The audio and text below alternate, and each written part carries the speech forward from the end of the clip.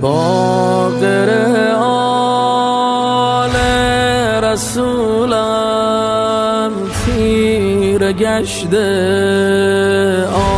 آسمانم،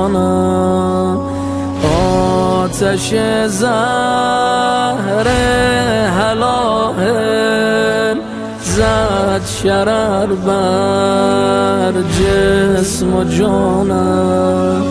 غرق تب مادرم را صدا کردم، در دلم بزم ماتم به پا کردم. یادی از روزه کربلا کردم.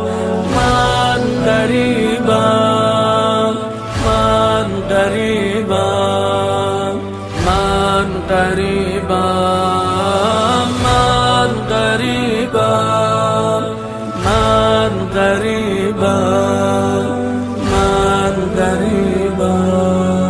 ظاهرا من کشته این زهر جان سوز هشامم، باطنا من کشته آن بی حیایی های شامم.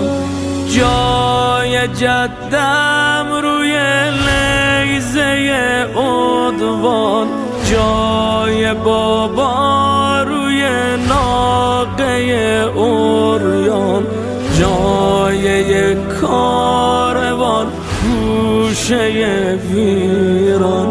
من غریبم، من غریبم، من غریبم، من غریبم، من غریبم.